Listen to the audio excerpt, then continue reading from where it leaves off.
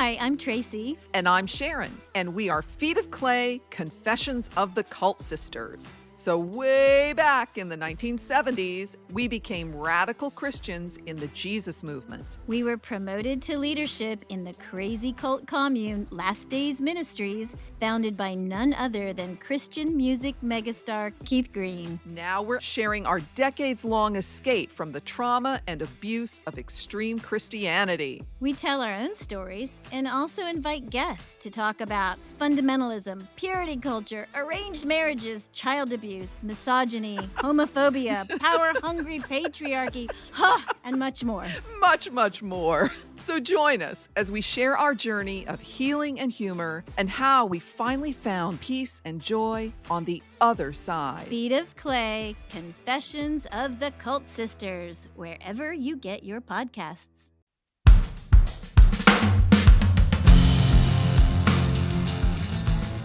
Episode 117. We Tell Our Stories, Part 1. This is Matthew, and in this episode of Still Unbelievable, Andrew and I are joined by David from Skeptics and Seekers for the first in a series of episodes where we will each be telling our stories into and out of Christianity. The first 25 minutes or so of this episode is a catch-up of our respective brands and what's been going on in our personal lives, since it has been many months since we last talked together. And then we get into the beginnings of our stories. There is a significant chunk discussing heaven and hell and how we all, as young children, responded to the Christian teaching we received. We also get very quickly into the trauma of childhood fear of God. So if these subjects are likely to remind you of your own traumas, please do be aware of what is coming.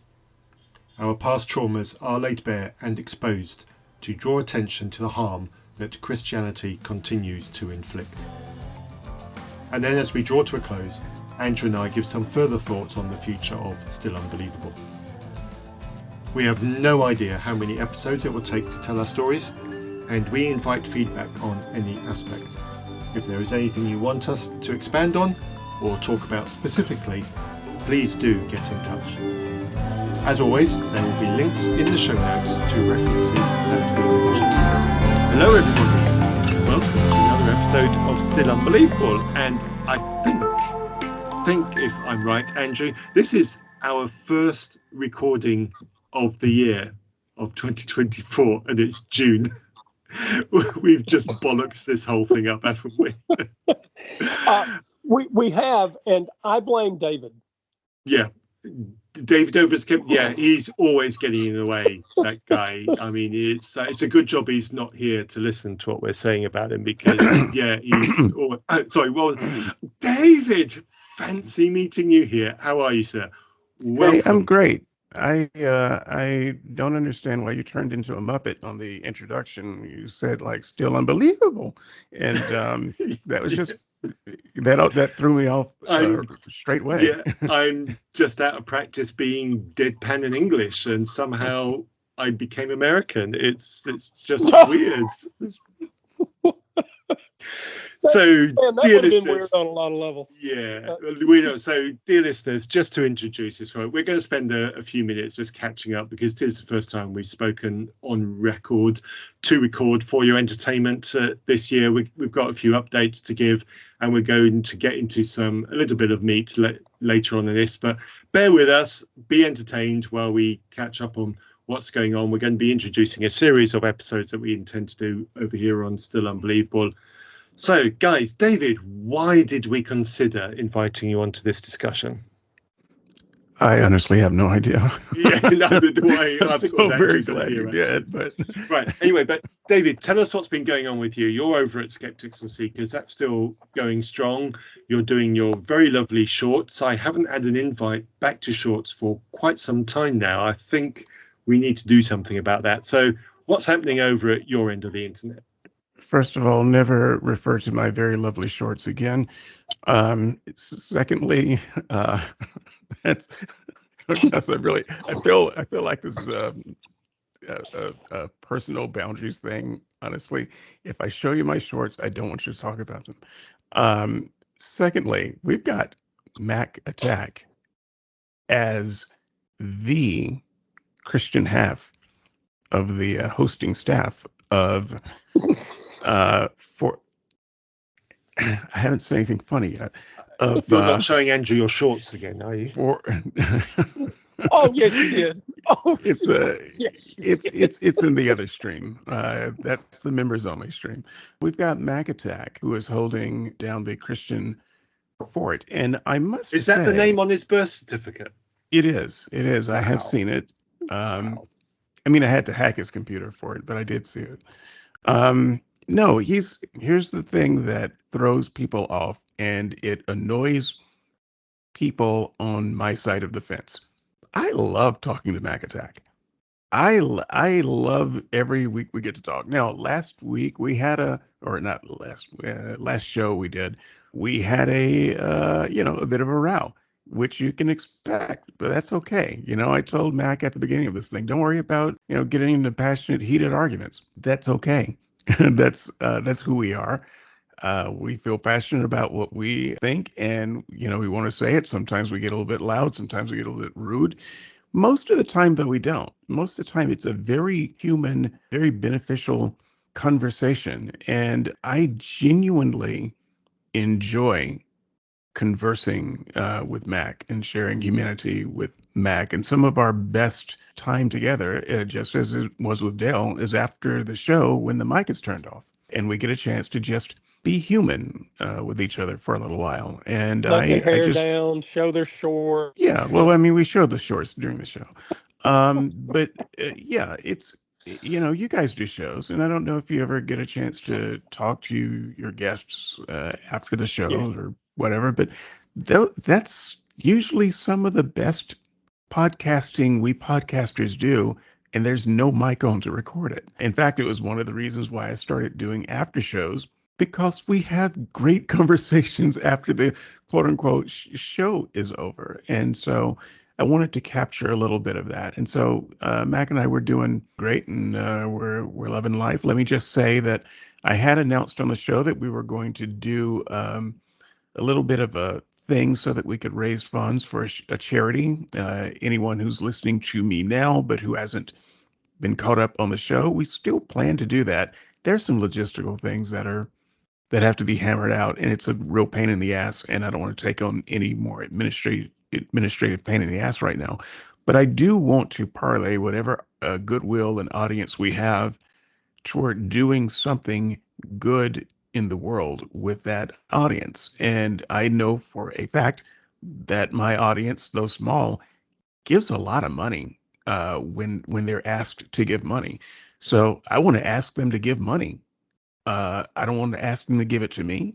I don't want to ask them to give it to Mac. I want to use our presence in the world for something good and beneficial. And so that's something that Mac is fully on board with. And we are going to do it one day when I can figure out a way to do that that does not become an administrative nightmare. So those are some things going on with me right now. Thank you, David. Now, I have been listening to your shows with your new hosts. I've had mixed responses to your shows where you've had really congenial, in-depth conversations, and the two of you have discussed amicably on a topic and come at it with your different angles. I've got something out of those shows. And you referenced one you said relatively recently where you'd had a bit of a ding-dong.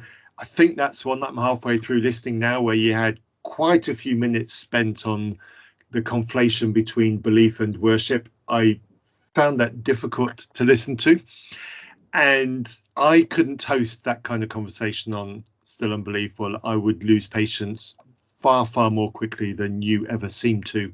And I will be very, very reluctant to publish it. But you do it and you get away with it. So I'm very glad that we have very different styles, because we serve slightly different markets, I think. And people get slightly different things out of your show than they do out of this show. But what I do enjoy doing is reviews where I'm alone with my voice and I can be as scathing and as sarcastic as I like without anybody shouting back at me, and I get much more out of that personally.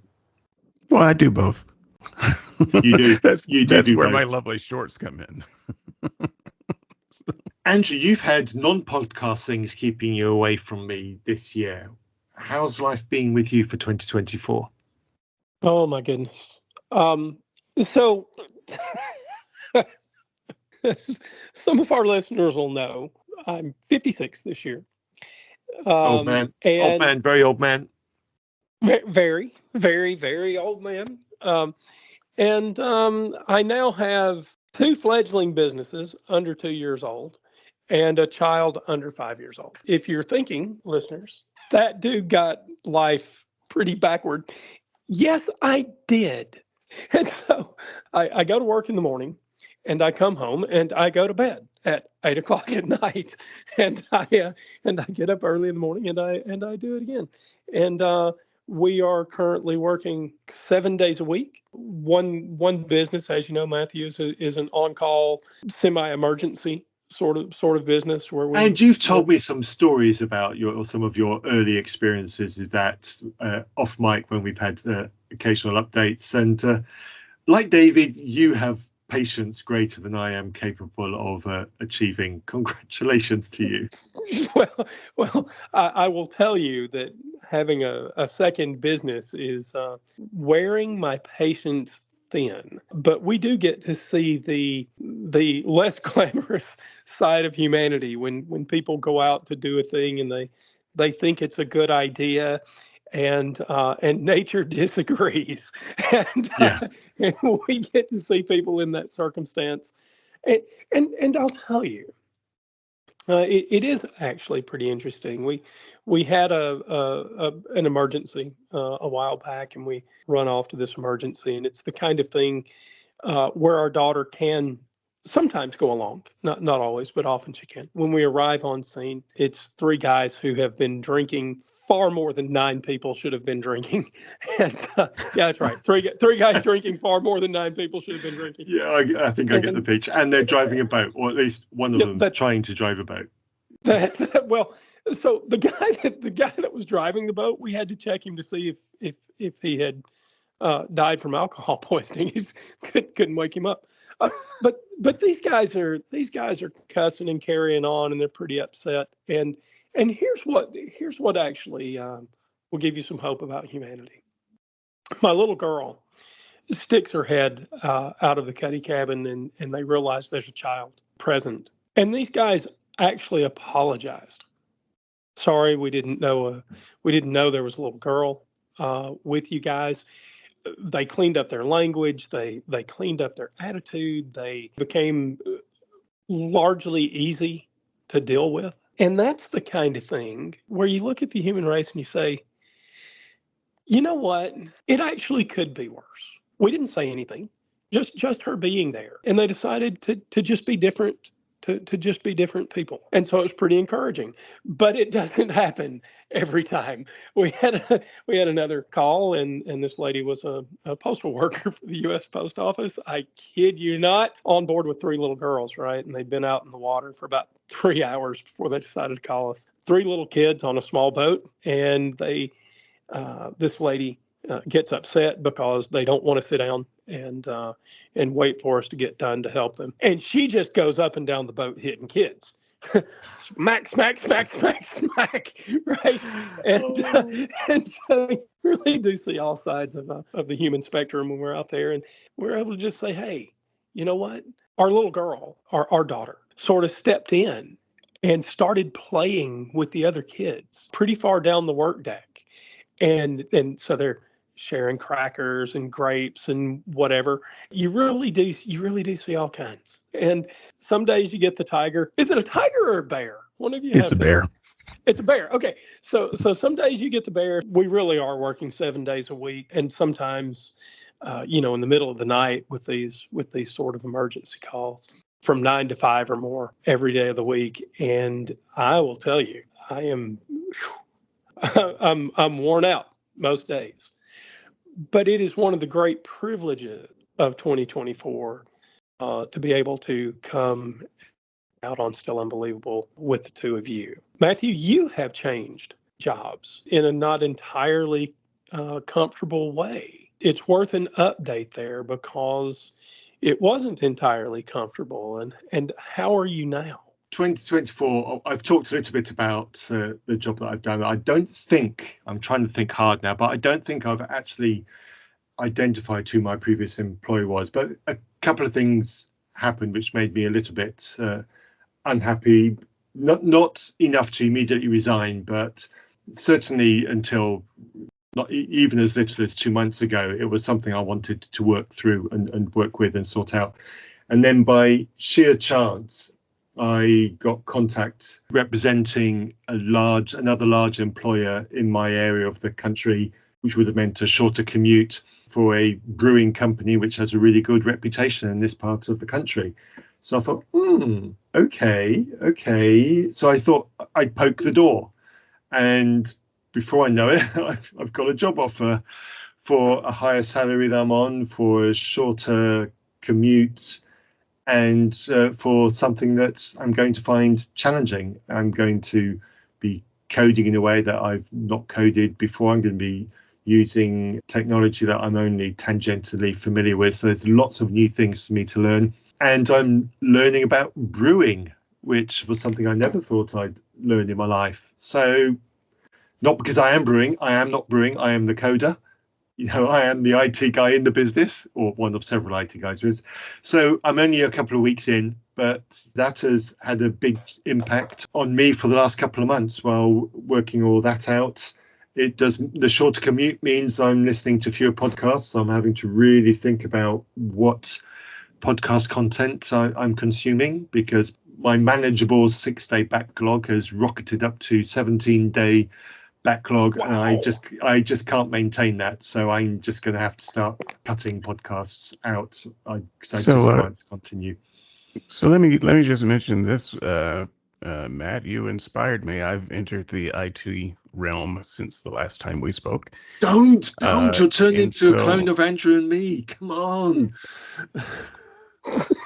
You feel like that had not already happened before, which is very interesting. But so since the last time you and I spoke anyway, and believe it or not, Andrew and I don't speak much more often than, say, you and I speak. No, it's just been really strange. Well, Andrew's been really hard to get hold of lately. It's just grab 20 minutes when possible, and that's it. So I won't mention the company because just for them, I don't think they would want a mention on this show that we're doing. And I assure you they would not. They would not. But I work for a government agency, so I think I can say that much. But it's men in shorts. Through a series of, I actually could wear shorts. Through a series of unforeseeable events, I am working in their IT department, which is not where I started. I started at the very, what for this company would be the very bottom of the rung. And in a few months, I was tasked to build their website. I've also began a blog for them. I'm doing their marketing videos, all that kind of stuff. I'm building an online store for them, e-commerce solution. And I am not a coder. I told them this from the start, but I told them I could do it anyway. And they believed me, and so I'm doing it. So, well done. Well done, David. Which, sometimes means staying up late with books and manuals, trying to figure out what the hell does that mean? How do I go about actually doing this? But no, it's the work is going well. And it's something that I did not picture myself doing at this point in my life where I am. I've done this sort of thing before on smaller scales and, in other places, here and there, but it is now a career. I even have an office with a lock on the door. And so, there you go. He's arrived. Okay, but that's not your stapler. I just want you to know that's not your stapler. There are a lot of things in my there are a lot of things in my office that I have sourced from other parts of the company. That's all I'm going to say about that. So if there's a stapler, the first thing you need to do is you need to open it out, take all the staples out, because there'll be a name tag there with somebody's name either written on or sticky taped on. You need to get that bastard off. The other thing that's been keeping me occupied this year is, as everybody who's been listening to Still Unbelieve for any period of time is, it was play season last month in May. So, and for my sins, I've got roped into helping out another local drama group. So I'm now doing 2 plays twice a year instead of just 1 play twice a year. So I know I'm an idiot. And so this year has been especially heavy for me because the other group, which begged me to help them, say, well, just give you. So I said to them, OK, all right, I'll help you. Just give me a small part. Just give me a small part. They went and gave me the lead. And there was so many lines to learn. It was awful. It struggled. And when you get past 50, lines begin to get harder to learn. And the lovely Sarah and I went away for a week in Scotland for our 30th wedding anniversary. Yes, people, I have been married for 30 years. Somebody has put up with me for that long and stayed a Christian. It's amazing. I don't know how that kind of thing happens, but yeah, miracles happen apparently. And I spent a big chunk of this holiday away reading lines. See spot run. Yeah, something like that. You know, she goes and pours 2 gins and goes and gets in the hot tub outside, and I go and walk up to it with the script in my hand, and she's trying to be romantic and gin filled in the hot tub, and there's me. Oh, I've got a script. Get your hands off me. I'm trying to learn lines. You know, when I was script, or are you happy to see me? Yes, basically.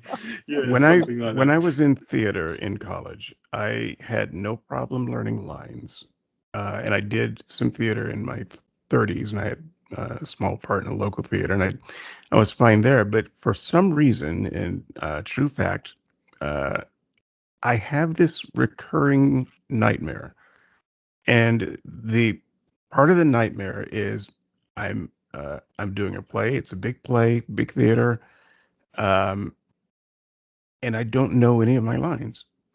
And I've got, I mean, everyone's doing their part, and you know, they're looking at me, and I don't know who my character is. I don't know any of my lines, and I don't wake up. It's mortifying. Yeah. This has never happened to me. Actually, when I was doing theater, but this is apparently what I took away from my theater experience. Thanks, theater. I'm finding as I get older, it's harder and harder to stay focused. I don't know how professionals do it day in, day out when they know this whole thing inside out. Because we go to show night 2 and it's like, yeah, I know this thing, and suddenly my mind's wandering. It's like, stop wandering, mind, stay focused. You know, you need to keep paying attention or you'll be prompted, and then everybody will know you've messed up. But this particular play was also physically demanding, physically hard work. There were 2 ladies, one of whom I think she was in her 80s. I literally had to physically drag them across stage because they died. Their character had died on stage, so I had to drag them across stage, and that is a physically difficult task to do for both people. The poor person who has to be limp and dead-like, and then the other person who is literally carrying your dead weight across stage. And I had to do this twice in the build up to the finale, and you know, it came to the big finale scene, and there's me trying to deliver some of my lines, and I'm panting from the physical exertion. And yeah, it was genuinely hard work. And I had a new experience. In one of the early scenes for this play, my character had to come on stage drenched in soaking wet clothes, and then take them off on stage and put dry clothes back on again, while some other hot-blooded character was trying to steal the blanket that was covering his modesty off him. It was quite something. And I'm sure that's a mental image our listeners will take the next hour to get over. No, there are lots of plays that have nudity and sex scenes. That's not just for the movies. I wasn't nude. There was still my lovely British wife fronts covering my gentlemanly modesty. But yeah, it was. Is that what they call it in Britain? Oh, that's only what they call it when they aren't drinking. You should. Which is, by the way, 2% of the time. So that's one item off my bucket list anyway. I tell you, I would compare bucket lists, because that's not But I'm now a little frightened. I'm now a little frightened to do the comparison. So if you find the right Google search phrase, there are some photos on the blog associated with the drama group with a photo of me with a blanket covering my modesty while I'm being swooned over by a lady. Find it if you dare. Yeah, that's not going to come back to haunt you on a background check at all. So, is there anything we can use? Not in England. Yeah. I mean, so, they don't have the Southern Baptist over there. Yes, that's cool. So I have no intention of running for president. Oh, hang on a minute. That's qualifications for president. Actually, yeah, that would actually help you. Look, I find one of the funniest and truest things that Donald Trump said, scary true. A few months ago, when these indictments were coming out, the court cases were scheduled, and he was saying, like, after the first indictment, he said, I'm one indictment away from being president again. It's actually proving to be but we'll have to see what 34 convictions does, though. Yeah, look, 34 convictions. One indictment. He would just be dictator at that point. But he was convicted on 34 counts. That's his the thing. His popularity grows with every conviction, and he pretty much predicted that. And well, there's only one thing left now. We just need an assassination so he can die a martyr. I mean, there's nowhere else for him to. We can't actually say that here in America. You're not in America. I'm not in America. Sorry. Oh yeah. If you've got any legal skills and you're listening, British humour. Okay. Context. Right. Carry on. Someone's going to cut that out of context and say atheist demands Donald Trump be assassinated. Go on then. I'm already writing the headline. I don't know what this does is, while it may not qualify you to be the president of the United States, it definitely qualifies you to be the president of France. Yeah, probably. Yeah. There's rumours around that one of our past prime ministers here in the UK, who is still alive, had during his college days had intimate relations with a head of a pig, as in just the head. Oh, okay, but there's no consensual issues there. I mean, I don't see the problem. You're just porking the pork. I don't know. Well, he clearly wasn't a vegan at the time anyway, that's for sure. You are what you eat. You eat what you are. I don't know. So there we go. A special sauce issue here, though. I don't know. Yes. Look, I remember a time, and I am. So I'm. What am I this year, Andrew? I'm 54 this year, and I remember a time when holding public office, there was an expectation of moral uprightness. There was, and even if, behind closed doors, hush hush, everybody in power knew that that person was a lousy human being. It wasn't public knowledge. There was a time where if the public knew that you committed adultery, you couldn't run for public office. You would never be elected. And so the big change in my life here is not that politicians have become the scumbags.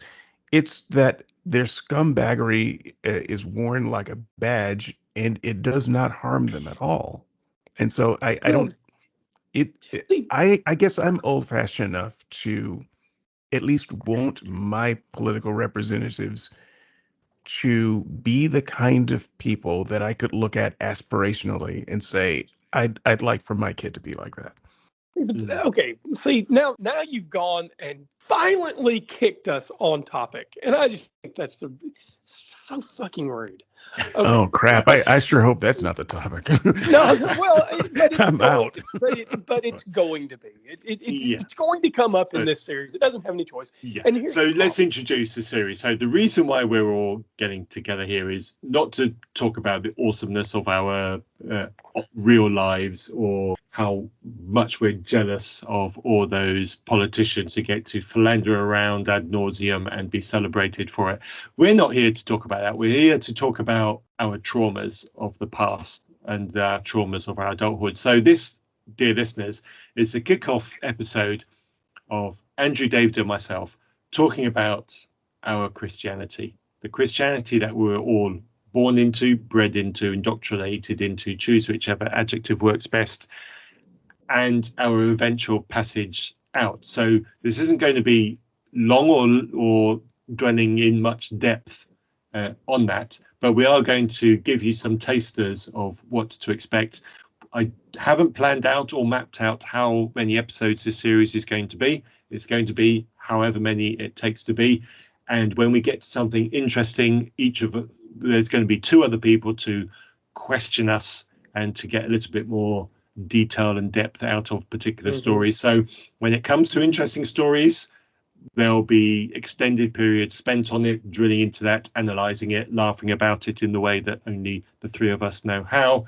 And if there's bits that are boring, we'll skip through it. If there are bits that are sensitive, they'll come with appropriate warnings, but we'll still talk into depth about how we feel about that then and how we feel about it now. There will be appropriate links, etc. And talking of links, all three of us have featured in the past on the Graceful Atheist podcast.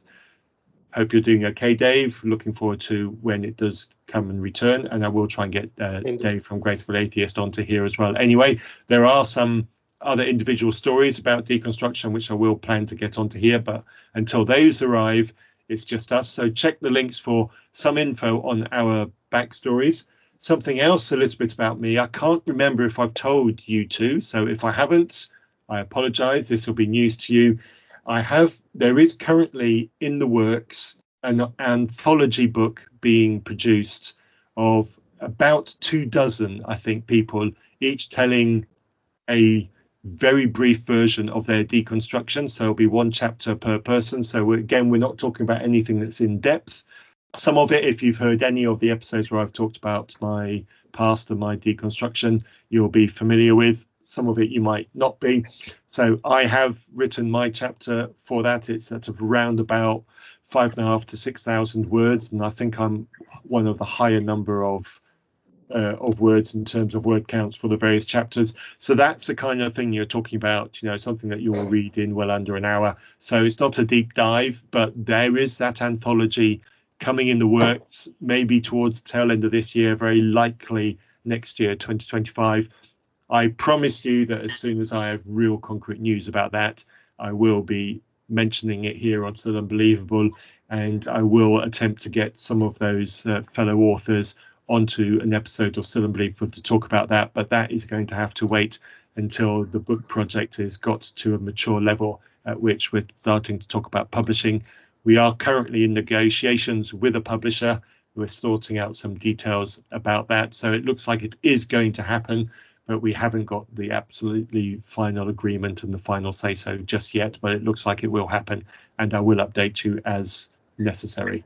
Matt, I've accidentally written 6,000 words on that since you've been talking about it. So talk to me, and I'll be glad to join your project.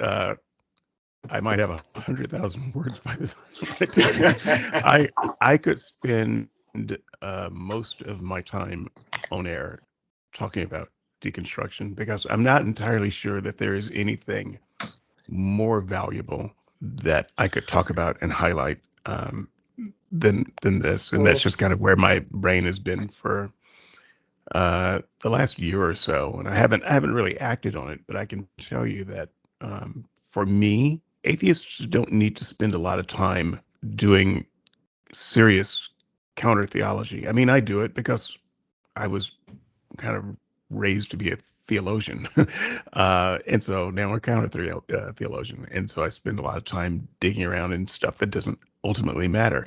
Deconstruction stories are not largely, I mean, they are partially, but they're not solely theological treatises. I think that they have a greater ring of truth and authenticity and persuasiveness just when they are a person's story. I just don't think that you have to do a lot of heavy lifting when you're dealing with deconstruction. I think that the stories themselves do the work. Christians, on the other hand, they feel like they've got to do a lot of theology and philosophizing and things to get people to somehow come to faith. But that is, I think that we make a mistake when we play that game in reverse. It's not necessary. I think I'm inclined to agree on that. I think the stories in and of themselves are very powerful. You only need to listen to the back catalogue of The Graceful Atheist and other podcasts like it. And talking of backstories, there is another podcast I want to mention in the context of this discussion. There is a podcast that is aimed specifically at missionary kids and telling their story about their experience in the missionary environment. So it's not quite a deconstruction podcast per se.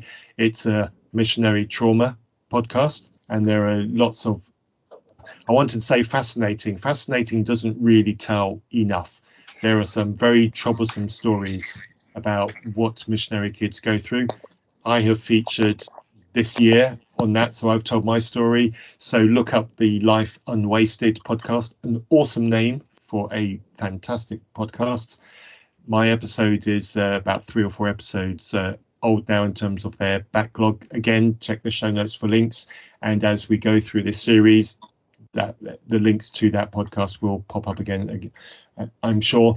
I don't know if you guys had a chance to, but I did actually email you both the recording of my episode on that. I don't know if either of you had a chance to listen to it. It was excellent. Oh, thank you for listening, to it. Well, I listened to it I started it within 10 minutes of you sending the link. There were things about your time in Zambia that I did not know. And I thought I pretty well knew the story, right? Yeah, there was definitely some new stuff on there. So people who've heard me talk about my past life, there will be some new stuff in that episode. Grab your tissues. Yeah, that was what caught me is, well, I won't, I'm no spoilers. That wouldn't be fair. But I'll tell you that there were times, even having heard your story in the past, a few times as we've been together, right? And there were some moments that were raw enough that I very nearly had to press stop and just sit with the background for a moment. And it's well worth listening to. Find the show note, follow the link, press play. It's worth it. Oh, thank you, Andrew. So our backstories, our introductions into Christianity. Let's start with the guest. David, what's your earliest memories of Christian teaching? What do you remember first about being taught about Christianity? What tradition did your parents come from that got you in as a child learning about Christianity? Well, your last question is the one that I can answer completely accurately. Church of Christ, conservative churches of Christ. And in fact, no, I won't even give that caveat. Just conservative churches of Christ, which are going to be something that people know about in the southern U.S. of A., in the Bible Belt in particular. It's a non-denominational denomination because here's the secret: they're all denominations. Okay, I don't care what they say. It's less about the corporate structure and more about just what they are in essence. And so that was my background. As far as the rest of it, my first impressions, memories of it, I was literally born into it. So if you can remember your mother singing in the womb, it would have been some church song or other because that's all they ever sang. So So, what are my first memories? They go back real far. And when they're vague and fuzzy, I mean, some of my earliest fuzzy memories are in churches, around church people and at church fellowships and with church people at the house. So I was just always around it. But I would say that maybe the strongest theological message I got earliest that I can pinpoint now would be that I was a sinner and I'm going to hell if I'm not baptized. There's you can Christmas play all of the other stuff all you want, but at the end of the day, especially for Church of Christ people, if you have not been baptized, the message is very clear, even for tiny tots. If you have not been baptized, you are going to burn in hell forever. That's probably the first bit of theology that really lands. Jesus loves me. They say it. They sing it. I'm sure I heard that before I heard you're going to hell. But I'm telling you right now, the first theological message that really lands and sticks with you in that culture is, unless you're baptized, you're going to hell. And is that how your childhood memory tells you it was taught to you in those words you've just framed? Pretty much. Okay. I mean, Okay. I don't think anyone actually says the words in that order in just that sentence. If you're not baptized, you're going to hell. Although now that I think about it, I'm pretty sure they do. But if you have been sitting up in church services, sermon after sermon after sermon, literally every Sunday morning and Sunday evening since your birth, you are in certain denominations, you are going to absorb that message.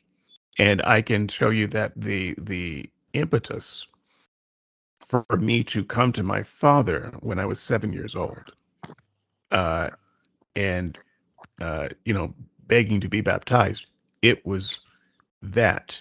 And coupled with a nursery rhyme, now I lay me down to sleep, pray the Lord my soul to keep, and if I die before I wake, I pray the Lord my soul to take. Amen. And there was always this idea of every night of, oh, wait a minute, I could die. I could die tonight. This was a takeaway from that nursery rhyme. And then Sunday after Sunday, you've got, my father, some other preacher, asking, if you die, do you know where you're going to go? Do you know what your fate is going to be? So these messages were fully absorbed in my brain when I was 7. And so I would say that was probably the most real theological lesson that stuck with me at that time. And do you remember at that young age, in that early years of learning this message, there being any fear attached to that message? Oh, terrified. Yeah, I don't sleep well to this day. I have to take medicine every night to sleep. Otherwise, I just never get to sleep. I might get 30 minutes here and there. I was actually afraid to go to sleep because I was worried that as soon as I went to sleep, I was going to die. I spent a lot of my young years fighting sleep to the point that I can't sleep now. So Wow. it completely changed my physiology. Wow, Dave, I don't remember picking that up from any of the other conversations that we've had. I don't believe I've ever said it. Possible. And I think this is why these kinds of deep dives into the trauma of childhood indoctrination are important. David, I just want to hug you, man. That's genuine trauma right there, right from the very early years. And this is we're probably going to pick up more about this kind of thing as each of us talks through our stories. So buckle up, listeners. There is going to be more of this to come. Andrew. In all the years that we have been together, I mean, over on the boards before we did Still Unbelievable, the book together, and Matthew, all of the years that you and I have been doing Still Unbelievable together, no one has ever asked me what my earliest religious memories are. And I don't find it a particularly comfortable thing to reflect on, actually. But I will, because that's why we're here. And my first religious memories are really, really strange. And David, I don't thank you for reminding me of that little nighttime prayer, because my family said it too. And while I don't thank you for it, I join you in it. Now I lay me down to sleep. I pray the Lord my soul to keep if I should die before I wake. I pray the Lord my soul to take. And some nights I couldn't say amen. As a little kid, how do you say amen to that? You have no idea what death is like. And here's why it was particularly awful for me. You guys probably had a similar book to this as children, a little Bible storybook of Bible stories that are written in a way that children are supposed to love them. This early introduction to the Bible, and we had a pretty thick book, and I think it was actually called Bible Stories, but it has the sort of pastel images that children remember, and I remember some of the pictures in this book. And this book was in part how I learned to read. This is what my parents, particularly my mother, read to me every night. And you go to church, and we were Southern Baptist when we went to church, although my dad's mother was Methodist. And so I'd find myself back and forth between Baptist and Methodist churches. But here's the horrible thing. Sorry, it gets worse, folks. I'm sorry. The stories that are told in the children's book are not the stories that come out of the pulpit. And so when I was a little kid, the thing that I never could sort out is which God I was actually talking to when I prayed that prayer at night. Was I talking to the God of the stories in the children's book? Or was I talking to the God that the preachers shouted about from the pulpits? Are you able to expand on why you saw them as different things? You couldn't draw a connection between the two. What was it? Well, because the God of the stories in the book that my mother read at night was a God that seemed to love people. But the God of the Southern Baptists, at least at that time, we're talking about roughly revival era preaching, sinners in the hands of an angry God. Which God was I subject to when I fell asleep at night? The God that loved little children, or the God that was willing to send people to hell if they hadn't followed the right recipe? Well, and let's be clear that the children's story God left something to be desired as well, because Noah's Ark and the animals, it's hard to tell that story without also including, at least in passing, and everybody on earth was drowned to death because they were not pleasing to God. But you know how It's this hard. works in VBS. The animals, they came on by twosies. That is not, we don't tell children that millions or billions died in the flood. We tell them about how God saved the pretty animals. I might just be. I was probably a wackadoo child, but even as a child, and by the way, I love that song.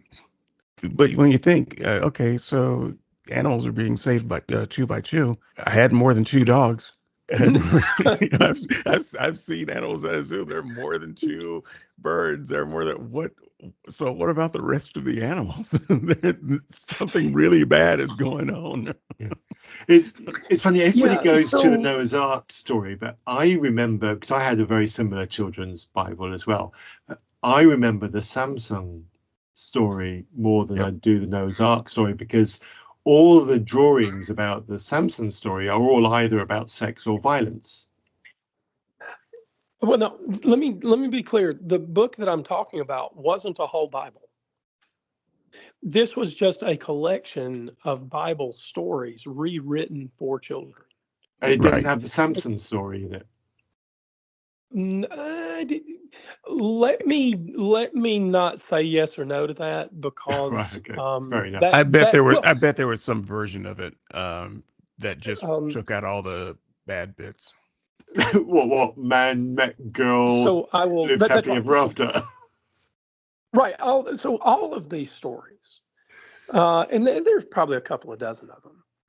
All of the stories were were sanitized Yeah. for children. And we moved. I made sure that book got packed away so that I didn't have stories read to me from it anymore. Wow. So similar to David, then you've got young memories that invoked fear in you. I used to lay awake at night. David, I'm positive that you will have had this experience. I used to lay awake at night because preachers would stress the eternality of hell. Mm-hmm.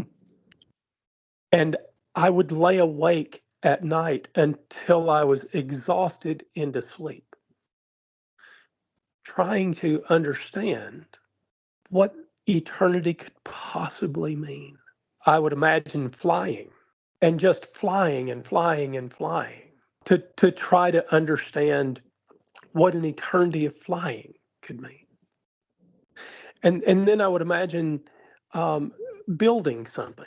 What could it mean to build a thing for eternity? And I'd imagine building walls or sometimes digging through something to try to understand eternity. So I realize this sounds silly to us as adults to try to understand eternity by building or flying or digging, right? But this is this is what I had as at 4, 5, or 6 years old. I would wrestle with the idea of eternity until I was exhausted into sleep. So can I just say, Matt, and I know that you were itching to answer your own Yes. questions, No, but let me just say from just in case I don't get to stay on much longer, the terror did not go away by becoming a Christian, being baptized. And I do want to let people know that at 7, I knew more of my Bible and more theology than you're ever going to know in your lifetime. But so don't don't judge me there. But I will say that the terror did not go away. Baptism doesn't do it. It may give you a fleeting moment of, phew, I'm safe. Oops, now I've had a thought. Was that pride? Oh my God. And so now you've got the other side of this thing, which is remaining faithful till the end, and with the very firm warning that you can lose your salvation.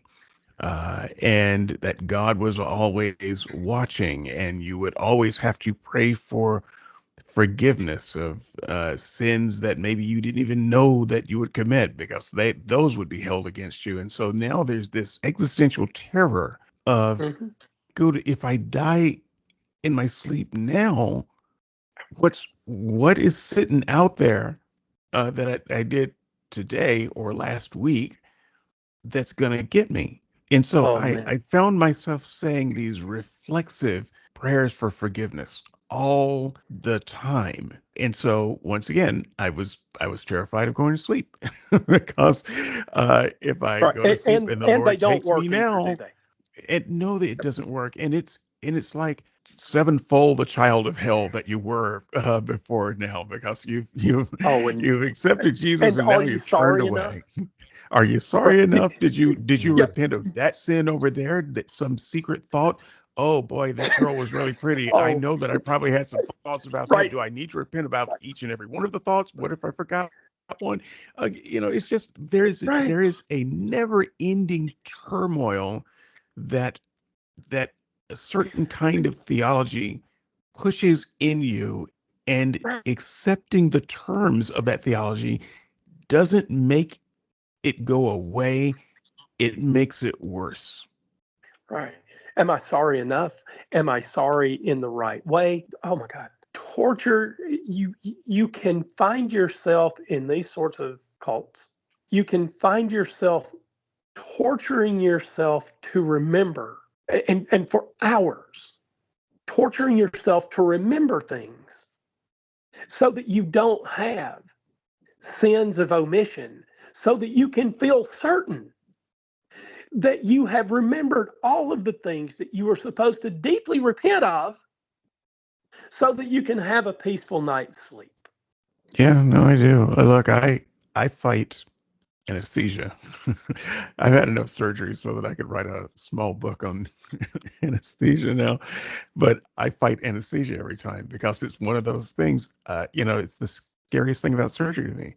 I'm not worried about the doctor. I don't even want to talk to the doctor before the surgery. I want to talk to the anesthesiologist because that's the guy who's going to press the off button, and that's the guy who has to make sure that I wake up, because I have this terror of going to sleep and surrendering myself. And now I have no control over whether I wake up or not. And it's a part of that. And so I fight it every time. And for 3 valiant seconds, I beat the anesthesia. So You're my hero.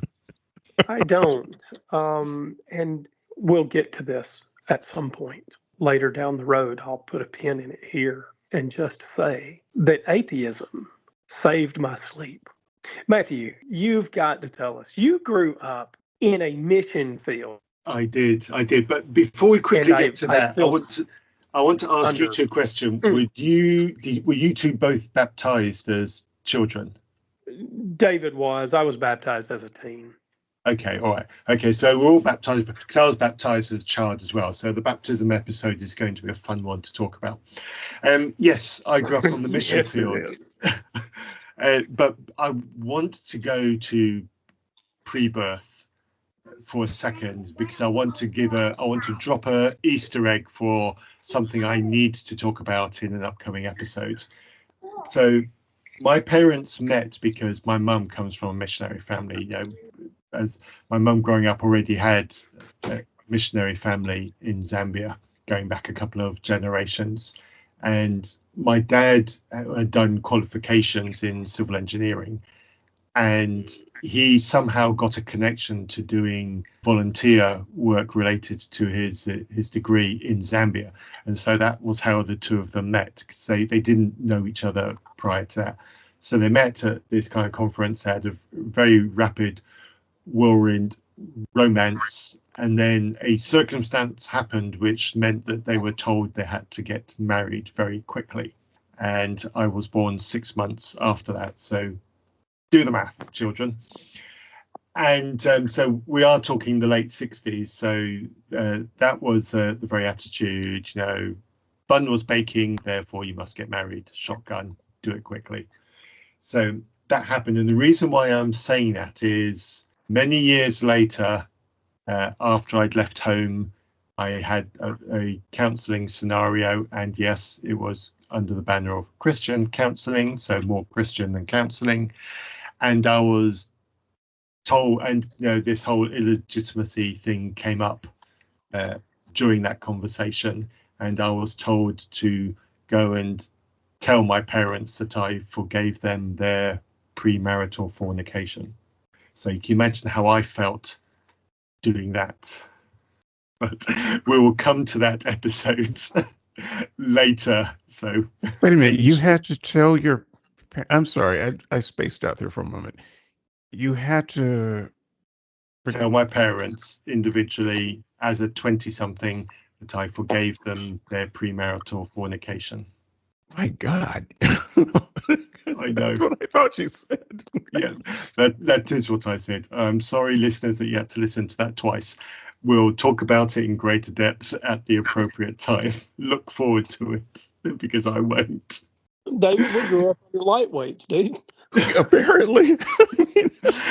So my parents took me out to Zambia. I was around about 18 months old. I think that's what my memory tells me. I obviously have no memory pre-Zambia. My earliest childhood memories are being in Zambia. I thought Zambia was great. I thought growing up in this environment as a privileged white kid surrounded by servile black people was wonderful. When that's the privilege that you grew up in and that's what you're used to, it feels like you're special.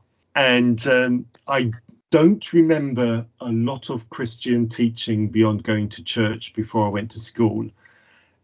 Obviously there was church. Obviously I went to the Sunday school. Obviously I drew pretty pictures and then rushed after church to show my parents the wonderful pictures that I'd drawn about the various things. But I don't really remember much beyond that. So all I remember is Sunday school was fun. There were lots of kids there. We always did colouring in. There was always children's sing-song time. I don't really remember much of the teaching. The first bits of teaching that I remember was when I went to boarding school at around about the age of 5. And so that's really where my memories of my introduction to Christianity proper, because it was a missionary boarding school. The teachers were all missionaries, and because it was a boarding school, the teachers were also the staff that looked after us. They read us our bedtime stories. They made sure we were up. They made sure we were in our pajamas ready for bed and all that kind of thing. They parented us as well as taught us, and everything, absolutely everything, was wrapped around God. And so, David, the reason why I asked you the questions about those memories of learning about those early theologies and how it felt about you and the fear was, I remember similar teachings, but I don't have memories of the same level of fear that you described. The way I remember it is being taught that our bad behavior was the fault of the devil, was the fault of the fall. And if we needed God to help us to be strong, to resist temptation. And so if anything bad happened to us, like going to hell or something like that, there was a scapegoat in the form of it was Satan's fault for tempting us. But if we wanted to escape that kind of punishment, we needed to lean in on God, hence all this God teaching. So I don't remember quite the same level of fear, but one thing you said did strike a memory of me. I too had memorized prayers begging for forgiveness, and I would recite this off so often. I could just say it in multiple seconds. I could say it so fast. And so there was awful lot of the slightest infraction that I thought I might have done, rattle off a very rapid prayer of humble supplication, begging for forgiveness. So there was that. I'm just not attaching the level of fear to those memories that you do, but there must have been, otherwise I wouldn't have adopted the same behavior that you described. I think the fear is hard to not have at some level. Yeah, I'm sure you're right. First of all, why on earth are we teaching kids who are younger than 6 years old nursery rhymes about dying? Or Jack falling down and breaking his crown, busting his head open. Why are we putting kids to sleep like that? Rockabye Baby on the treetop. No, it's weird. It's just so weird. The cradle falls and the baby's and they're dead. Why? How did that become a thing that we inundate our kids with? And so I think that at some level we all absorb that fear. And so whether it's a top of mind thing or something in the subconscious, I think that we all have it. And then when religion is piled on top of it, it just gives that fear a shape and a direction. So now we've got a hell, we've got a devil who's going after us. And, there's a little bit more shape to the shadow and fear. Yeah. But that is why, because our parents grew up under the same fear. And what do they want? Look, our parents weren't bad people in this sense. They're trying to act out of conscious motivation to do something right for their children.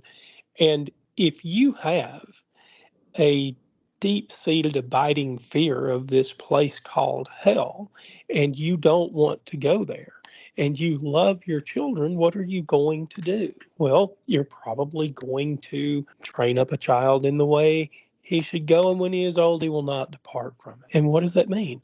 Even though you probably feel icky and horrible about it, you're going to teach your children to fear hell so that you can join them in heaven at some point in the future. Right. And let me just tack this on to it, because no one has said anything terribly controversial. So here goes the ratings, I guess. We're not done yet. So take this as a fun little one question questionnaire. Which should you teach your child about first, sex or hell? At the youngest age that you can teach them about one of them, which one as a parent do you go for first? As a secularist, I would say sex every time. Teach them about sex. Teach them as much as their brains can handle. So that is to say whatever is appropriate about it, because there's always something about it that they can and probably need to know, especially in the environment that we're in now. But I can tell you that from where I grew up, you didn't talk about sex. You didn't talk about sex until you were 26. You learned about hell when you were 6 months old. They would inundate you with as many messages of hell as possible. I had no problem with that. And I would say, while Christians want to create laws and walls around what they can be taught in school about sex, you're corrupting our innocent children. I would say there should be laws about that prohibit parents talking to kids about hell, because that'll fuck you up forever. And so there's your controversial moment. No, but I want to affirm that, because I say this with the full knowledge that I've got a daughter in the room next to me.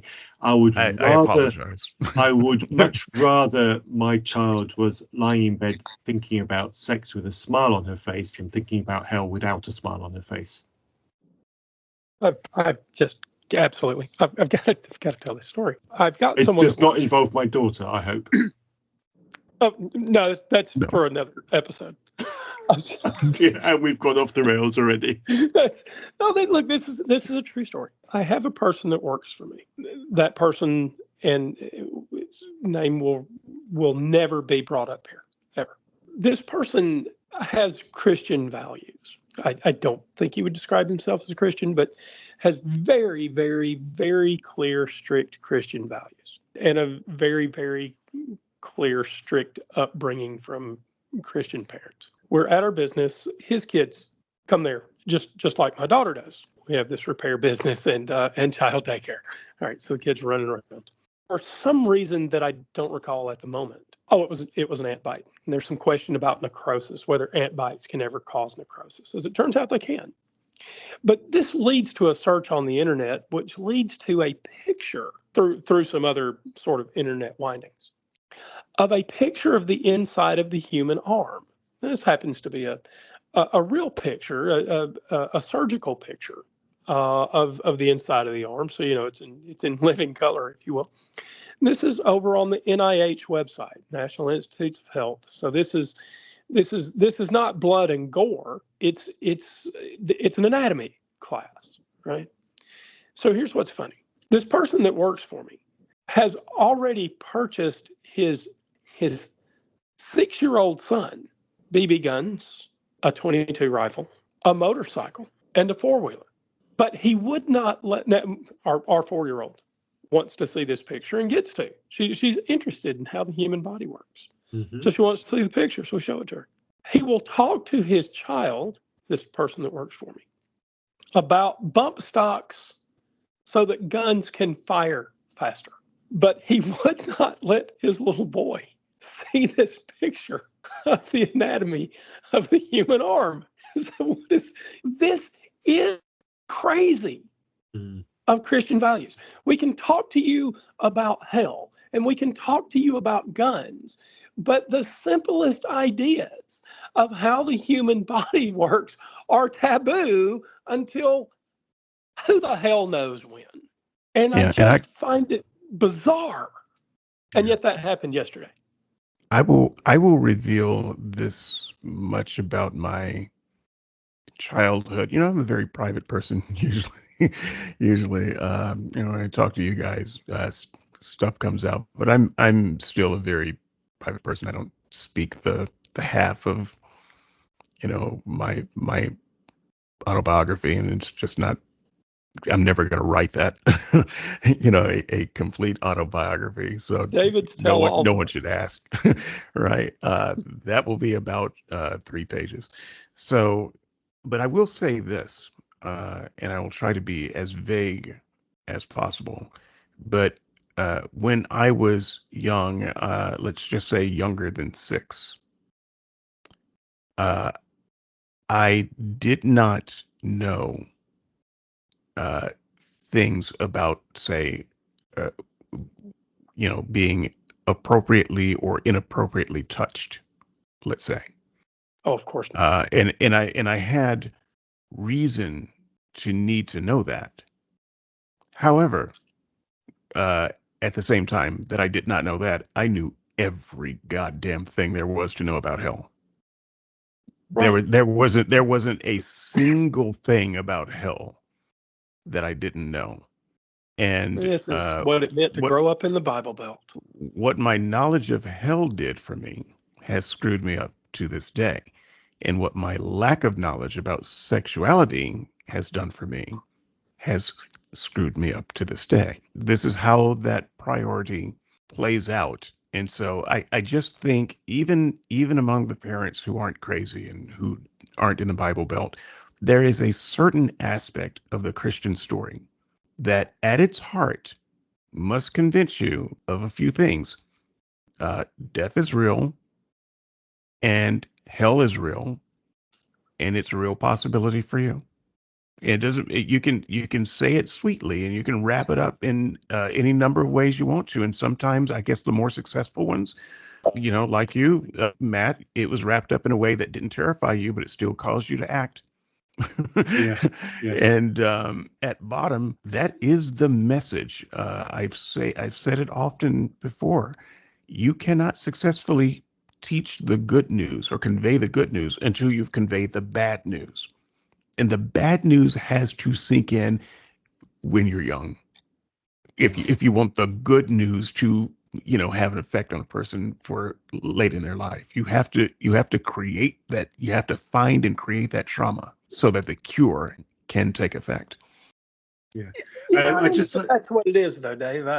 I think I genuinely think that the problem, the reason you teach the bad news first is because the bad news, and I think this is a great failing of Christianity. I actually think this is, sorry, I'll get to the other bit of that in a moment. I think that the problem with the good news, and one of the things that's so telling about the falsity of Christianity, is that you can't tell the good news with the sort of vividness and clarity that Christians have been able to imagine the bad news. And so I think what I'm saying is, if heaven were as vividly good and as clearly desirable as imagery of hell is awful and undesirable, I think it might be possible to teach the good news at least in conjunction with the bad news, and possibly to teach it first. But the great failing of Christianity, and by the way, if you're listening, everybody knows this, including the Christians. You all know it. You all know I'm right. The imagery of heaven just isn't all that good. It's really not. Nobody is interested in singing Hosanna to his name until we can no longer fly to the edge of eternity. But every child has burned their hand on the stove and they don't want to do that again. There is no good in heaven that is as good as the bad is in the bad in hell. And that's why hell's taught first, because the imagery of heaven is a failure. Anyway, my 2 cents. Your mileage may vary. Okay, this is probably preempting a future episode. So again, keep them short so to tempt the listeners back again for another episode. When did you first think about about heaven in ways that were negative? Because again, maybe I was just way too naive a young child, because I always thought heaven was going to be wonderful. No, it immediately. Yeah, because here's the thing. In best case scenario here, I was a singer and a musician when I was a kid. And so the best imagery we could come up with was singing, as Andrew said, Hosanna around the throne. Well, I was going to leave that shit because I had the stuff for that. But even me, there were other things that I wanted to do besides sing and play in bands.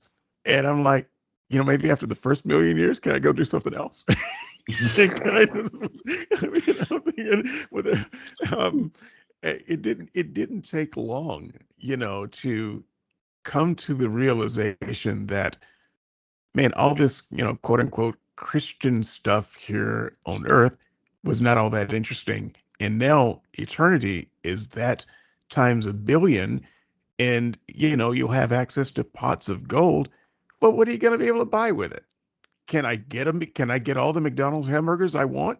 No McDonald's in heaven. Then what am I going to do with the goddamn gold? There's nothing, there's nothing, it just doesn't take a long time to realize, okay, I've run out of things that I can imagine doing in heaven that'll keep my attention and joy, for the first 24 hours. I've got an eternity of this.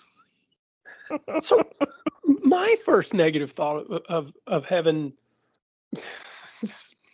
you guys are not going to be too surprised about this. So I always wondered, how long is a furlong, or how long is any measurement in the King James, right? You sort of hear about heaven being a city. Right? Okay, David, you'll get this. Even Matthew, you should. It's not a city; it's a Borg cube.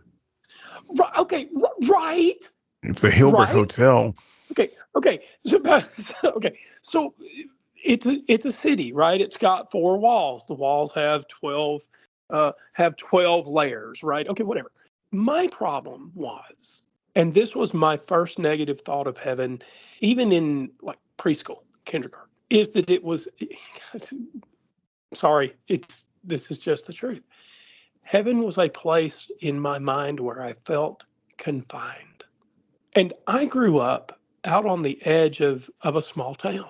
We had woods and streams, and there were old abandoned buildings, and there were things to do and places where we could roam and be free.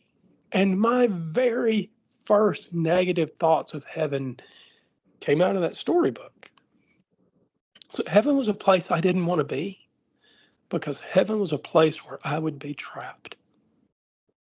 And I still feel that way today. Heaven is not a place I want to be. If it's anything like the prophecies where heaven is sort of pictured, right? If heaven is that place, it's not a place where I am free. It is a place where I am trapped. Right. And I don't want to be there. Matt, as you seem incredulous about some of this, let me just ask you to do it this way. Put yourself in the mind of a 12, 13-year-old person coming on to adolescence, and think about all of the things that are good to you then. So, I mean, first question, okay, so do I get to have all the sex I want? Oops, the very question means that I probably won't go. So that's out. Do I get to eat all of the steak that I want? Oh, now I'm a glutton. And do you poop in heaven? Do you even enjoy food at that? Why do we even need food? So what is food in heaven? Okay, well, do I get to watch all of the football games I want live? But do you have any of that in heaven? Just think about all of the things that you care about at that age, and ask yourself, is heaven, does it mean I can do that? And every time you think about it for just a few seconds, you come back with an answer of, yeah, that's probably not even a part of the package. So it seems fundamentally designed for a type of creature that we are not yet.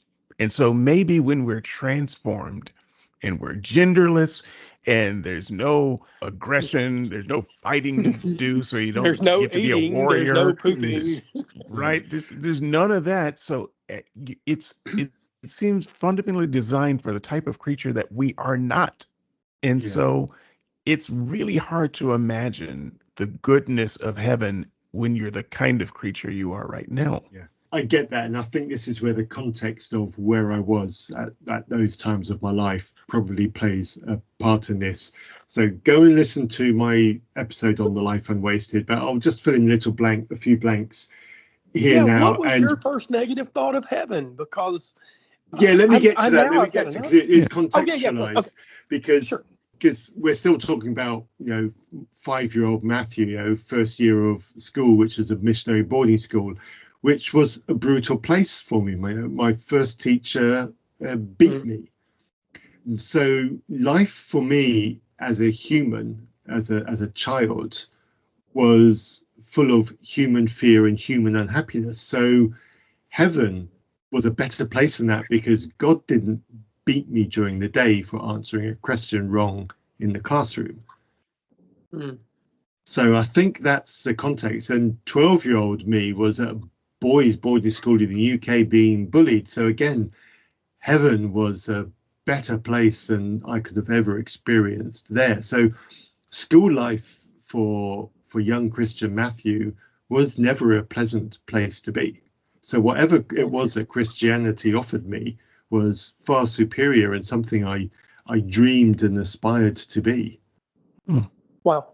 Such a different view on heaven that, I don't know, David, were you ever trapped in heaven in your mind? Did you have that experience like I did, that heaven was plenty. too goddamn confining?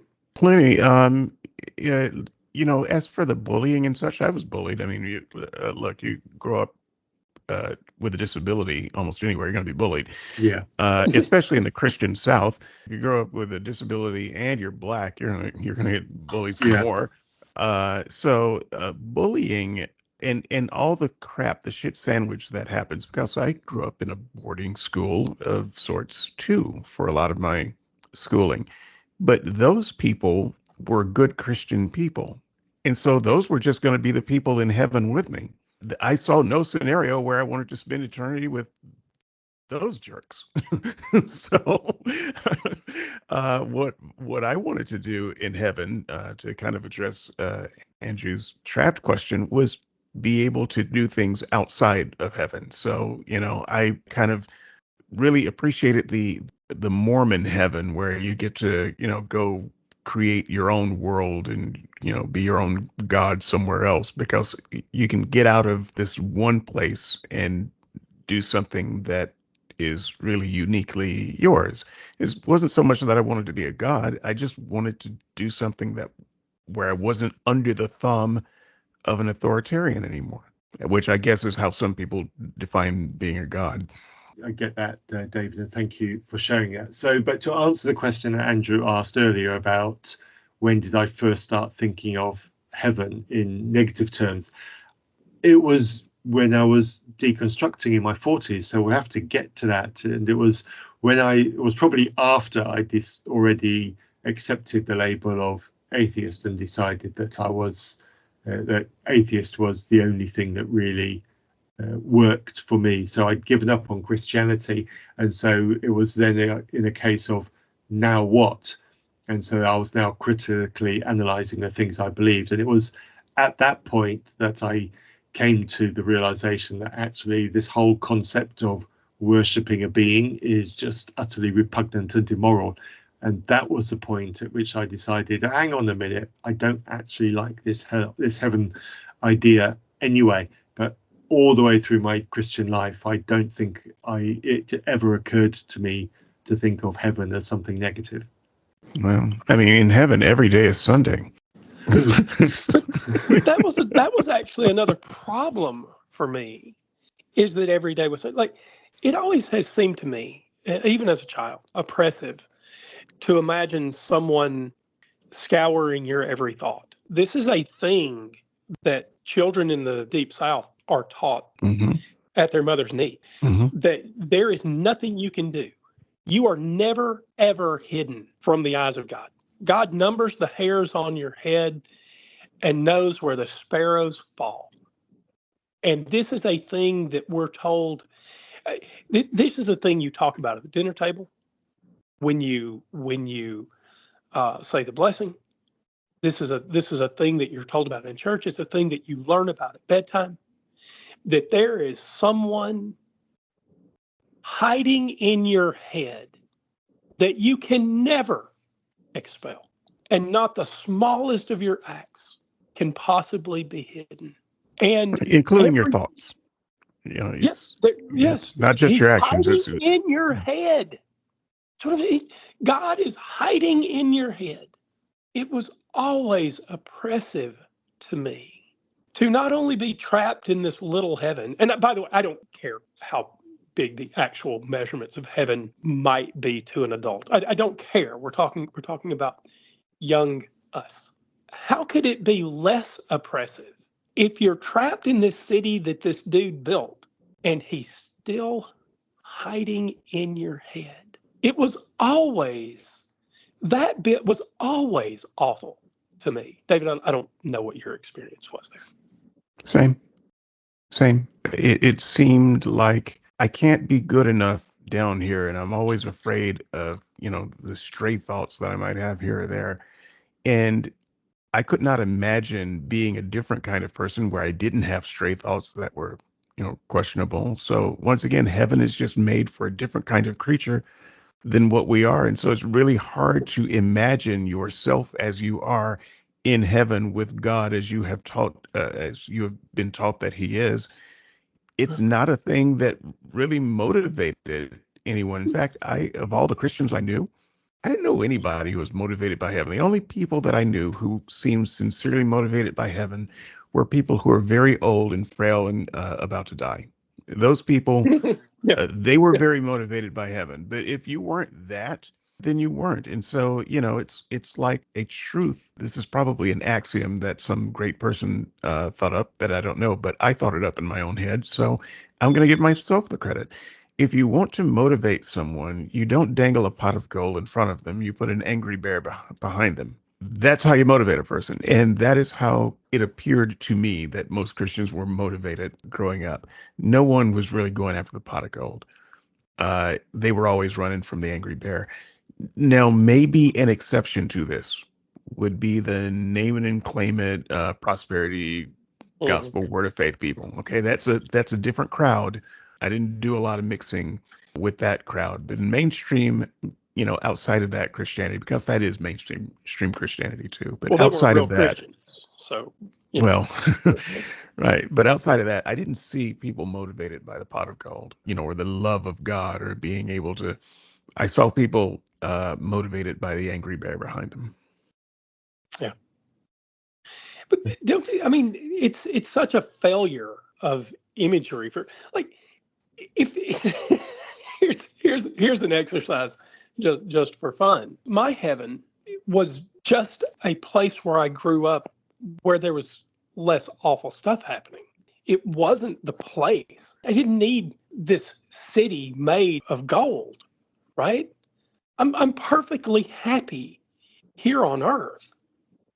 Just with fewer bad acts, right? Because the imagery of heaven, who wants to live?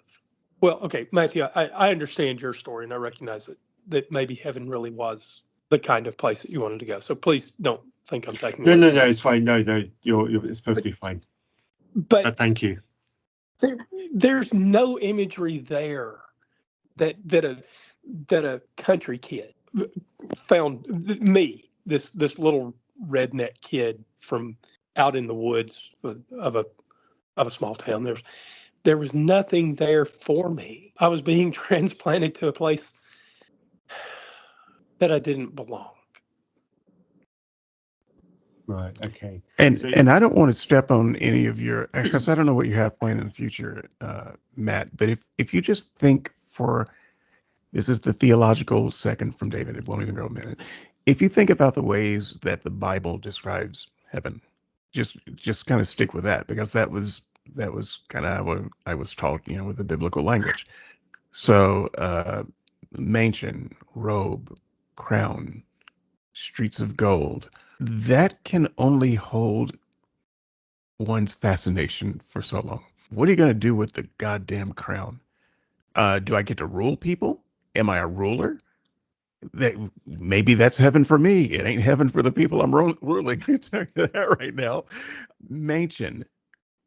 What is a mansion except a giant house that you don't need? How big of a mansion do you need before you feel like you've got a good space?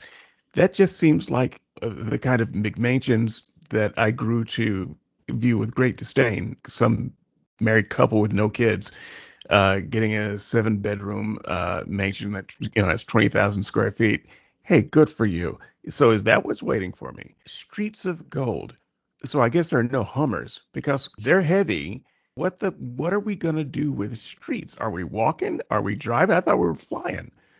None of this imagery, this this kind of Knights of the Round Table kind of imagery can hold an adult's attention or even a child's attention for very long. And so maybe this was someone's fantasy of heaven 4,000 years ago in a desert.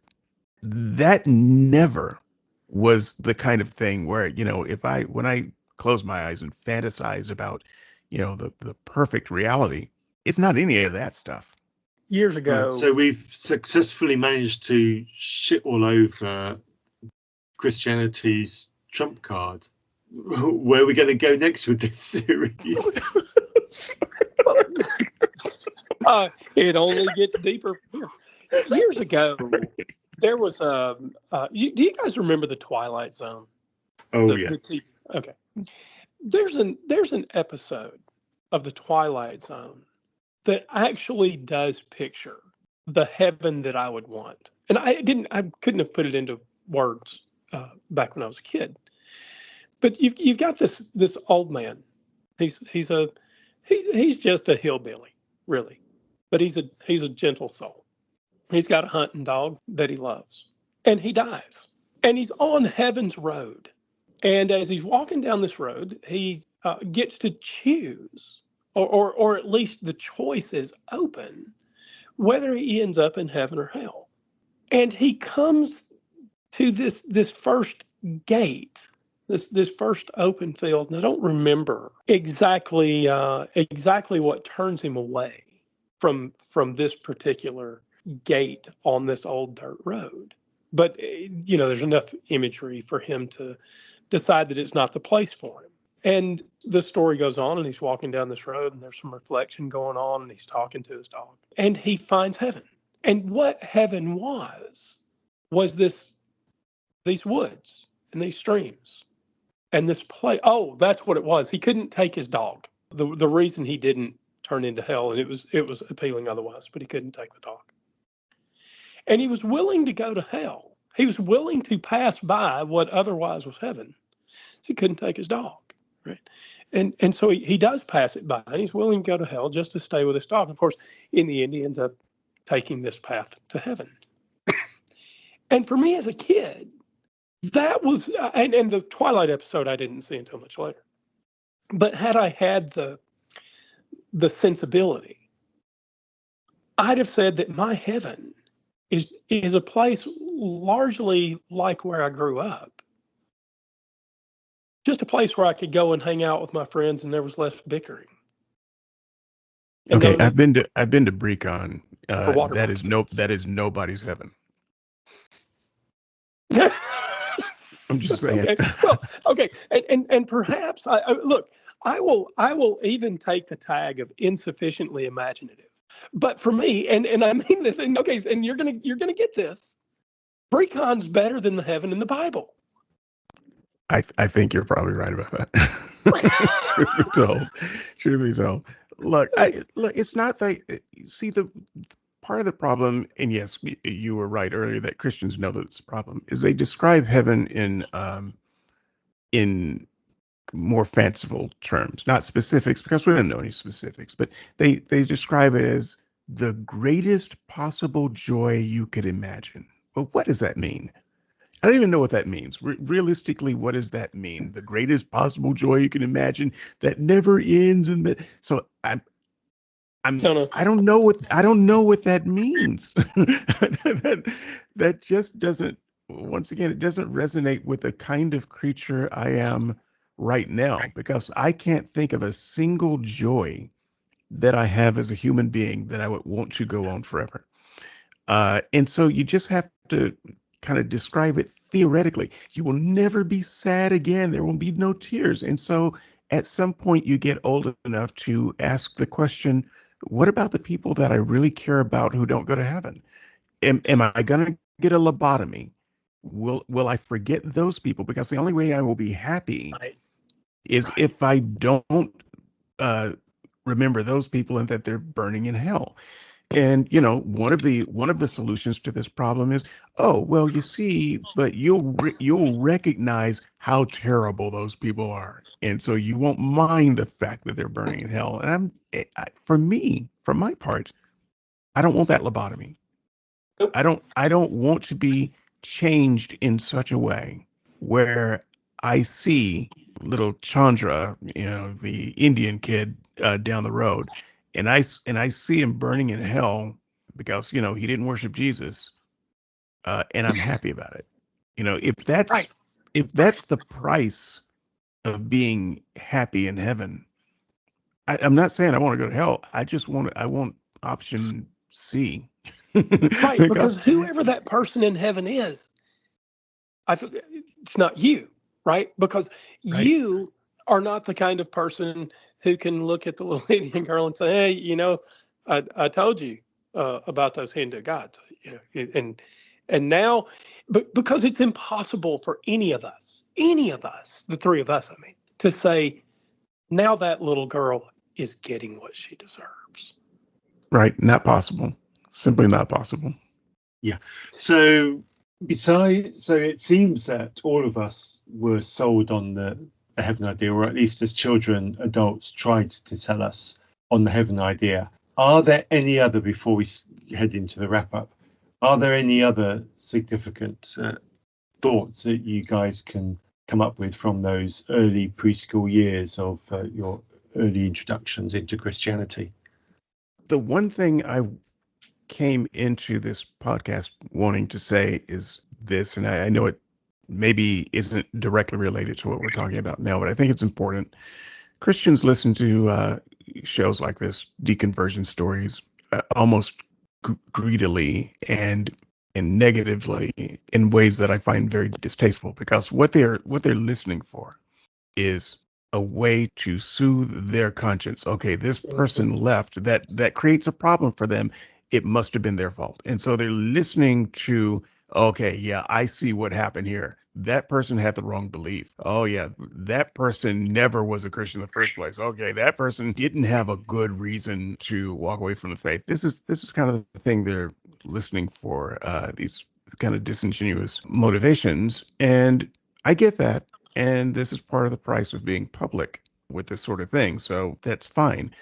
But I would say that whereas I disagree with that categorization, I actually absolutely believe that Christians are the ones who have a problem, a motivation problem, because they don't have a good reason to be Christian. They don't have and this because they never say it out loud. Well, I became a Christian because. Now, maybe there was a time when they did, but in this internet age, they don't. You don't hear conversion stories of Christians like you hear deconstruction stories from atheists, because they have been trained by the internet that the moment you say out loud, "Oh yeah, I'm a Christian because my parents were Christians and I was born into a Christian household," they recognize immediately, "Oh, that's a bad answer," or "I'm a Christian because I got really emotional at a youth camp." So you don't hear as much of that these days, because when you say it out loud, that becomes a bad reason. And so I will say, to kind of tie this into my thoughts, yeah, I've got all kinds of reasons that I think are good reasons why I walked away. But if I'm being honest, I did not have what I would call a good reason for being a Christian in the first place, because those reasons involved, well, it's because it's what my parents were. It's because it's what my culture demanded. Oh, it's because I was afraid of, a hell outcome. Any number of reasons like that. I can say out loud, those aren't good reasons. And other reasons I learned later, after the fact, deep theological reasons, things like that, apologetics and things like that. That Christians are not telling you the truth, though, when they try to go into conversion mode. They start talking about apologetics. They don't actually talk about what converted them to Christianity, because they know there's nothing there. It's an empty bag. If they say the thing that is true about why they are Christian, it's meaningless. And so they talk about the Kalam cosmological argument or the moral argument or something like that because they think that's a better argument. And when apologetics is a better argument than the real reason why you became a Christian, you should be really concerned about all of the choices, all of the life choices that led you to this moment. So with that, I'm sorry, I hate to vent and run, but I do have to run. Actually, I don't mind venting and running. I kind of enjoy it. Just drop the bomb and leave us to clear up, David. Par for the course.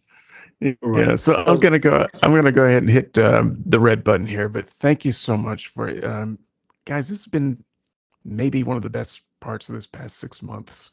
Awesome. Well, And we'll so I pick up appreciate again it. soon. Next time we'll revise your early school years. That's probably what I want to put on next. If your baptism fits into that, or your actual conversion fits into that, we'll work that into and we'll talk Yeah. then.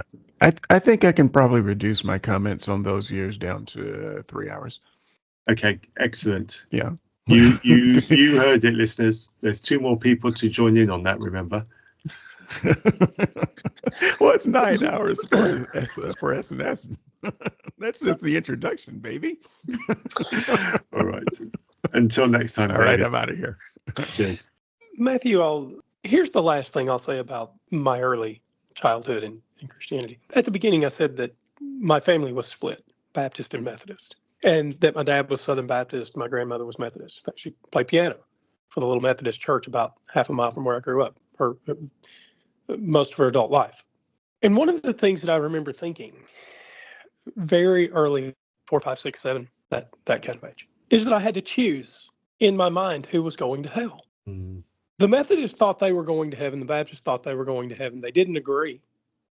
And they didn't agree enough that they built different churches. And in fact, the churches were so different that my dad would not go to church with his mom. And the churches were so different that my grandmother would not go to church with her son. I'm not saying that they never, ever did under any circumstances, but they were exceedingly rare. And it was too much to ask of a kid to figure out which theology was going to send which of his relatives to heaven. Now, I'm not suggesting they were making me make that choice for myself. Don't misunderstand me. I'm not suggesting that when I was with my grandmother, she was indoctrinating me as a Methodist. When I was with my dad, he was indoctrinating me as a Baptist. I'm simply offering a glimpse into the early mind of Andrew, because I did recognize that whatever the adult differences were, they were substantial enough that they couldn't share churches. And that those differences were enough that somebody was going to be right and somebody was going to be wrong. Mm. And that was a big ask for a kid. Yeah, I get that. What are the things that we've circled around with you that you remember that we haven't touched on? Yeah. I think my upbringing in Zambia was obviously so different. You guys had a much more culturalized young life, pre to school. Yes, I loved Zambia. Yes, it gave me access to great culture, but the Christian aspect of that was much more simplistic and much more literal. And you've just given a very eloquent description of different types of Christianity coexisting, but that coexistence did have its problems. I never had the benefit of that kind of coexisting Christianity because the missionary bubble preaches effectively the same type of Christianity. Your simplistic, ritualistic Christianity. Well, certainly in Zambia, where I was at the time, you see the same people at school time, and then you see the same people at holiday time. And so everybody you see all the time is all the same people, and it's all the same Christianity. The mixture and the variety of cultural influence was actually limited, despite the beautiful part of the world that I was growing up in, because of the insulation surrounding our lifestyle. So Christianity was the same Christianity. So that kind of dilemma that you and David have been talking about simply didn't exist for me. That might have saved Maybe not for the adult Andrew. The single source, the sort of, I don't want to say single-minded in the wrong way, that single representation of Christianity that you had I grown up in a Methodist church or a Baptist church or something like that, it might have saved Christianity deeper into my adulthood. Mm. I don't know that it would have, but I think I could have cherished Christianity more deeply without that recognition that there was a deep divide between Baptist and Methodist. And I think that played into my eventual leaving, because I then chose a third, right? Well, my dad and my grandmother are wrong and they're all going to hell because I'm church right. I mean, Yeah. Eventually. Yeah. If you've got all these options and only one of them can be right, well, then it's far more likely that they're all wrong. Right, exactly. And I think had I had a single representation of Christianity like you did in Zambia, maybe that would have saved Christianity deeper into my adulthood. I don't know, because at some point you leave Zambia, don't you? Yes. So, but I mean, when I get into my teens, again, little nugget for what's coming up. I get into my teens. My parents have separated. My dad's remarried. They're going to different churches with different traditions, because by this time we pretty much exited the missionary culture, but we're still in Zambia. And so my parents were going to different styles of churches. And it's then as a teenager that I start to see the conflict between different types of church and different religious belief. But that comes later. So we'll just leave that there as a nugget, and we can come back to that when we talk about post-school, early adult years. But there is a question that I want to ask, because people should know by now that you and David have a long history. You guys have known each other for years. When did you two first meet? 7th grade. So age-wise, that's what? 12, 13. 12, 13, okay. So your first school years, the kind of timescale that we're talking about now, you guys hadn't met yet. No, that's right. But one of the things that I think is interesting about that is our stories ran parallel. I didn't realize until just now, until this episode, that David said the same nighttime prayer that we did. Now I lay me down to sleep. That bit that resonated with me, because my mom would come into our bedroom, me and my brother, and we would say that every night before we went to sleep. And I haven't said that bedtime prayer in decades, but the memory of it is as fresh as if I say it every night now. And I had no idea that David and his brothers did the same. And it's just sort of a symptom of what it meant to grow up in the Bible Belt. The thoughts about heaven. In this episode, David and I had not met yet, but you can hear the relatively deep similarities even so. Yes, that has come across to me sitting here listening to you guys talking. So I guess the other question I wanted to ask you. Non-Christian. So at that point in your life, what exposure had you had to non-believers that you can remember? None whatsoever. I was going to say none whatsoever, but that's not true. You and I are, am I right that you're 56 or are you 55? 54. 54. Okay, you and David. Okay. So my only exposure to non-Christians, you're going to laugh, but we grew up, my reason for asking is that we grew up with the same TV shows. So Jacques Cousteau was my only exposure. My only exposure to anything non-Christian. Right. And and nobody said that Jacques was non-Christian, but he wasn't a 6-day creationist. And that was clear that there was some evolutionary thought. Jacques Cousteau, maybe some Wild Kingdom. I don't know if you had Wild Kingdom in the. No, I don't remember that. No, we had proper real safaris. We didn't need to watch it on the screen. Oh well, touche. Yes, you did. Zambia. Thank you very much. If there was any non-Christian influence, I had not met an atheist until probably my second year of college. Well, No, that's not true. We had a guy in high school who was so I didn't know that there was such a thing as atheism, a person that I could meet that was an atheist until high school. Right. When did you first? So that was when I came to boarding school in the UK. So that's 10, 11 years old. That was the first time I met students who were non-Christians, or even teachers who were non-Christians.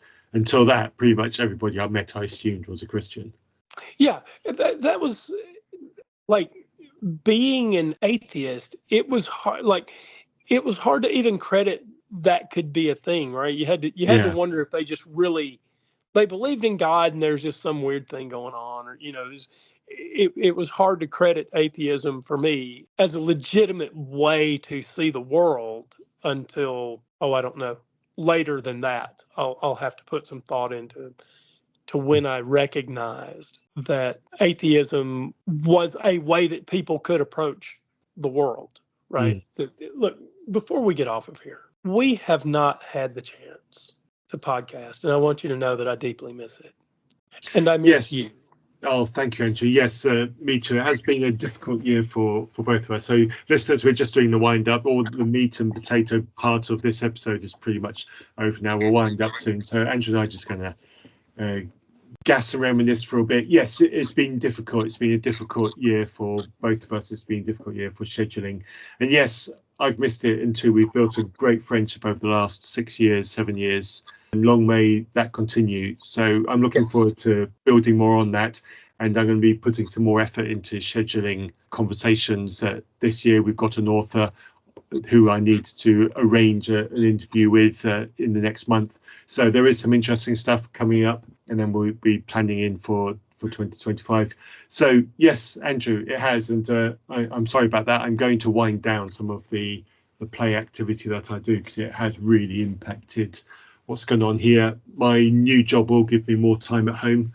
That's one of the benefits of it. So that will give me more flexibility for scheduling, even if it doesn't necessarily, even if your job is doing it the other way around and giving you less flexibility. But we'll work something out. This is important to me, and I will make. I don't know how, but I will. Thank you for that. And so quick update on the podcast of Still Unbelievable. It's not going away. And when Andrew and I are unable to get together, I will be doing the kind of solo shows that you've got used to having sporadically over the past year or so. But I will make more effort to get Andrew on board, and we'll work that around scheduling.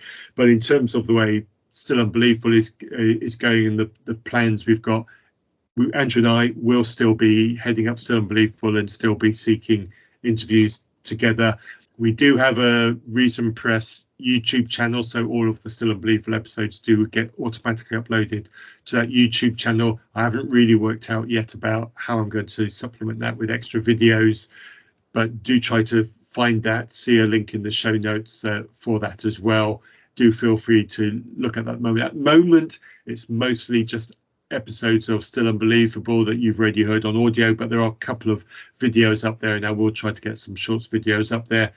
In terms of our platform, we originally launched Still Unbelievable with the Anchor platform, which has now been bought by Spotify. Andrew and I are not really sure yet what we want to do about the platform. Spotify doesn't give us all the features that we necessarily want. It does give us some attractive features, but they usually come with a fee.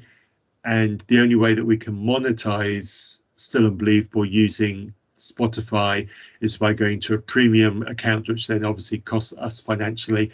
And then we have to set up a thing for you guys to pay us using micropayments. And Andrew and I are both unhappy about that as a model. We would rather have adverts or have it free, frankly. So we may well be moving off Spotify, but that is not going to happen in 2024. We'll just see what happens and what options become available using Spotify for podcasters. But we may start thinking about seriously moving to a different platform sometime next year. But we haven't really thought through what we want that to look like or how that might change what we do. But those are the kinds of things that we're talking about in the background. Is there anything you wanted to add to that, Andrew? No, I appreciate everything you said there.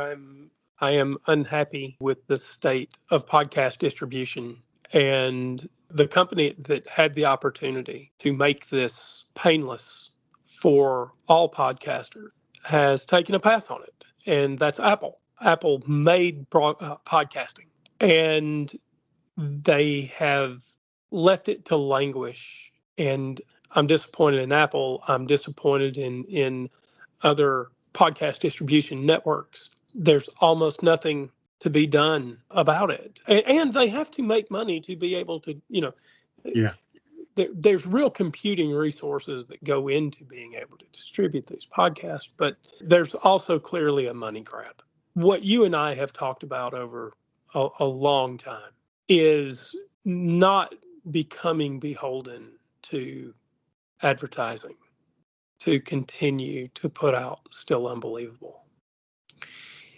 And if there is ever a day that Unbelievable sees its last episode, it won't be because I won't find time to pick up a mic with you.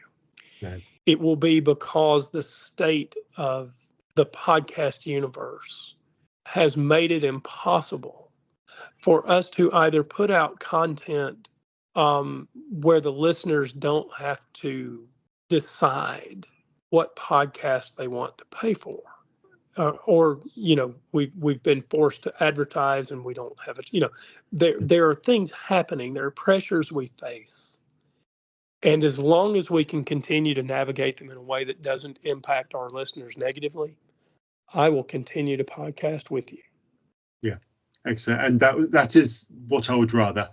I earn money, so I'm quite happy for this to be a thing that costs me time and money to put out for free. I'm quite happy with that. But I would like to see some kind of return on the years that we've put into this together. We just need to work it out. And to go back to this whole why we reject the micropayments thing, we know there's a lot of great podcasts out there, and we know there's a lot of great podcasts that listeners are very happy to contribute financially to directly out of their own pocket using micropayments, and they get kickbacks as a result of that.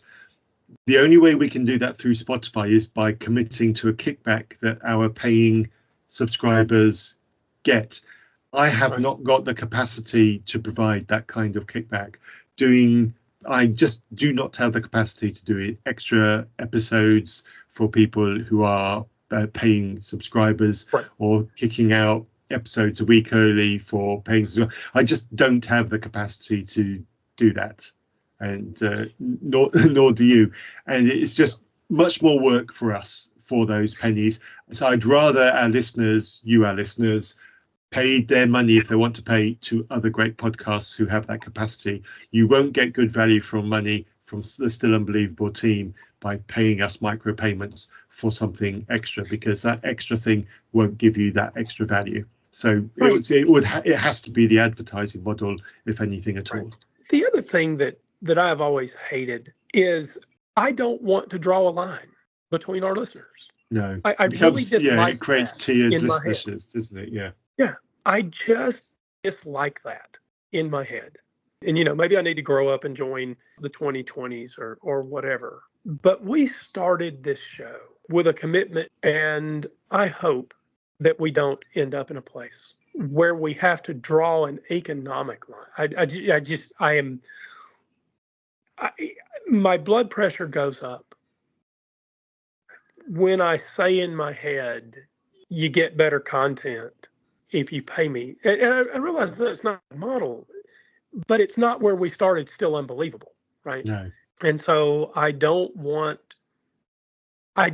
the have and have not model. I just don't like it. No.